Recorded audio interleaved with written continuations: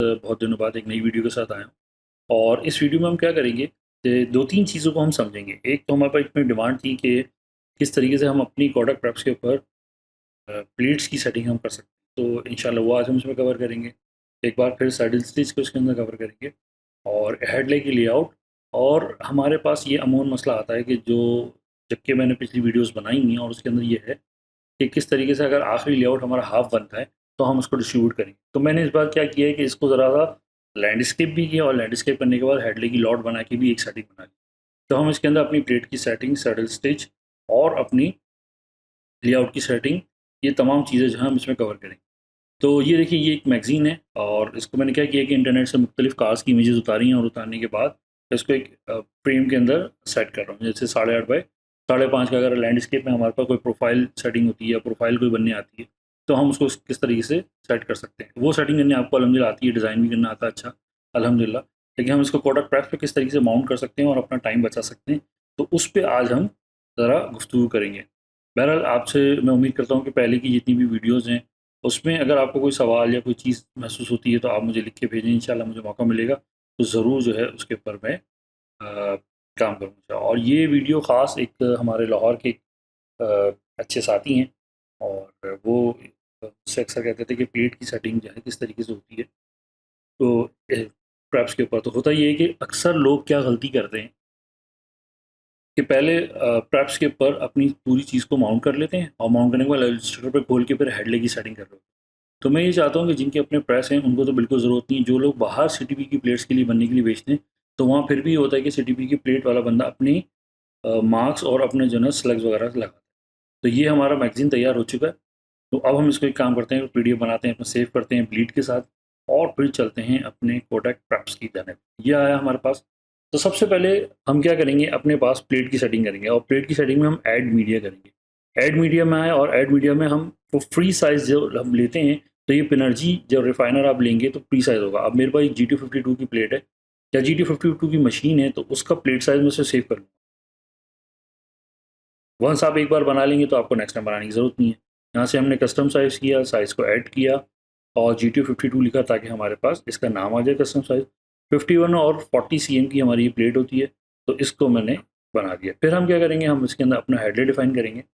यहाँ से प्लेट को सिलेक्ट किया और यहाँ आने के बाद 1.5 इंच का इसका हेडले होता है, तो 1.5 इंच का हमने हेडले डिफाइन किया। HL मैंने लिखने के लिए इसे बताया आपको और इसको रिमूव कर दिया ताकि ये हेडले हमारा इसके अंदर सेव हो। तो आप ये देखिए कि मीडिया के अंदर हमारे पास ये फाइल आ गई और आपके पास जितनी मशीनें हैं उन सबका साइज़ लेके हेडले छोड़ के आप इसमें माउंटिंग कर सकते हैं। तो ये तो सबसे आसान और बेहतरीन काम हमारा। यहाँ हमारे पास 1.5 इंच का जो गैप था, मैंने पेज को 0 कर दिया।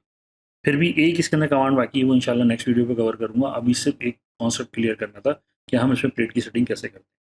हमने अपना मैगज़ीन इसमें माउंट करना है, तो जब हम ड्रैग एंड ड्रॉप कर लेते हैं तो ये ऑटोमेटिकली साइज़ आ जाता है। तो ये 2x2 यानी 4 पेज फ्रंट और 4 बैक की हमारी सेटिंग होगी। तो यहाँ मैं आया और इसको मैं क्या करूँगा, अब इसमें देखें टेक्निक क्या है कि पेज लैंडस्केप है हमारे पास और यहाँ पे हमारे पास जो ओरिजिनल पेज भी लैंडस्केप है। तो हम सेटिंग यूँ करेंगे, आपको लगेगा, कन्फ्यूजन लगेगी कि भाई ये मैंने पोर्ट्रेट कर दिया। नहीं, बेसिकली ये मैंने लैंडस्केप किया है अपने टेम्पलेट के मुताबिक। यहाँ जितनी भी हमारी सेटिंग है उसको अभी हम रहने देते हैं क्योंकि हमें 3-3 एमएम का गैप चाहिए, वो हमारे पास आ गया। तो ये देखें, ये हमारा माउंट किया और सेटिंग हमारी अल्हम्दुलिल्लाह आ गई। अब मज़ीद इसमें हम क्या करेंगे, क्योंकि हमें सैडल स्टिच करना है। सैडल स्टिच करने के लिए हम एडिट प्रोडक्ट में आएंगे अपना और यहाँ हमने क्या करेंगे, इसके पेज काउंट हमारे पास 20 है तो हम 20 डाल देंगे।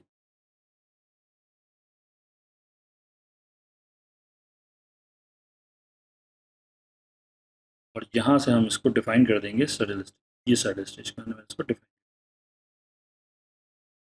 फिर हम क्या करेंगे, इसको ओके किया, यस ओके किया। जैसे ही हमने ओके किया तो देखें आप कि हमारे पास जो पिन साइड है वहाँ से ये ऑटोमेटिकली ज़ीरो हो गया। जब सैडल स्टिच करने के बाद उसमें स्पेस की ज़रूरत होती नहीं है और सैडल स्टिच हम उसी सूरत में करते हैं जब बीच में पिन लगनी होती है। ये बात तो बहरहाल आप जानते ही हैं अलहम्दुलिल्लाह। बहरहाल ये हमने क्या किया, अपनी सारे मार्क्स हमने लगाए और अपनी स्लग की सेटिंग करेंगे। यहाँ से मैं हमेशा इसको 10 पॉइंट रखता हूँ ताकि ज़्यादा बड़ा ना हो और इसको अनलॉक करके अपनी इसकी पोजीशन को मैं चेंज कर,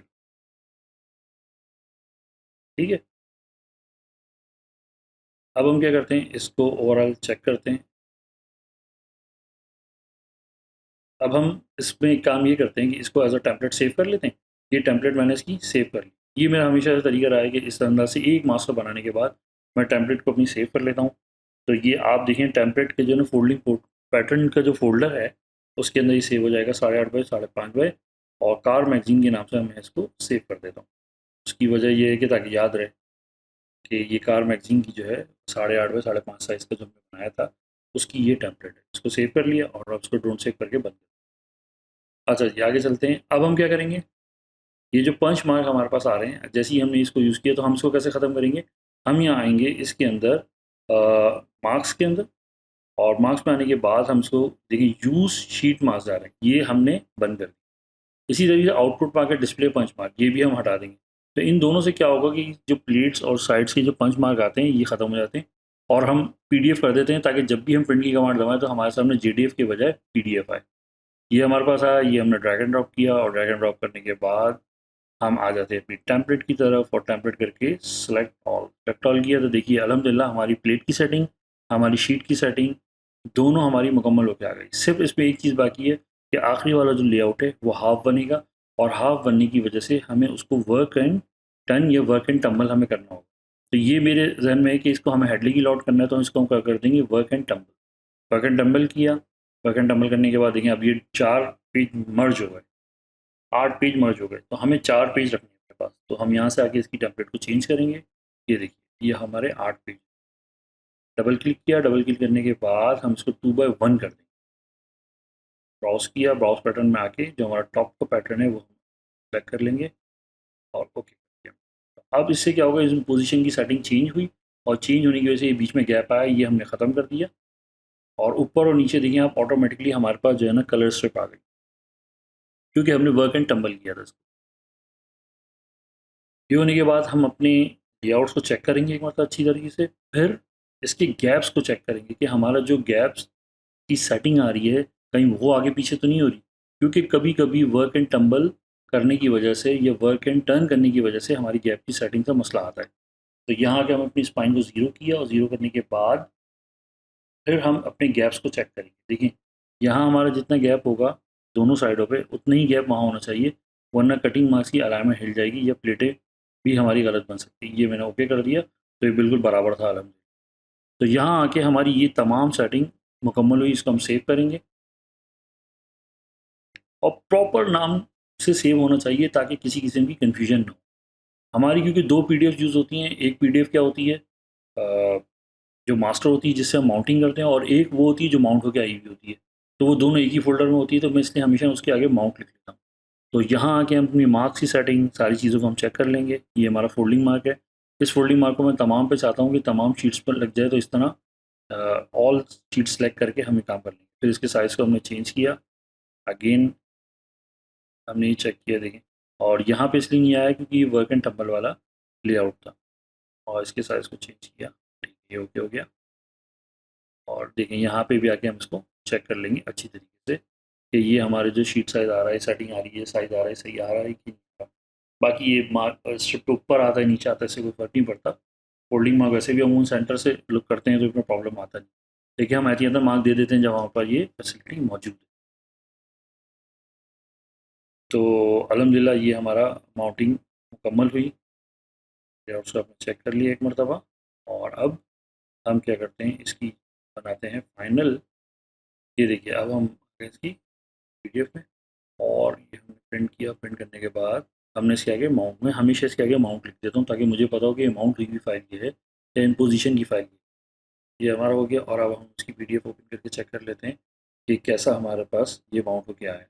तो देखिए ये हमारी पीडीएफ है, ज़बरदस्त तरीके से प्लेट पे माउंट हो के आई है, हेडले हमारा छूट चुका है, और बेहतरीन तरीके से हमारे तमाम लेआउट भी सेट हो गए हैं, और आखिरी वाला जो है हमारा वर्क एंड टम्बल भी सेट हो गया बेहतरीन तरीके।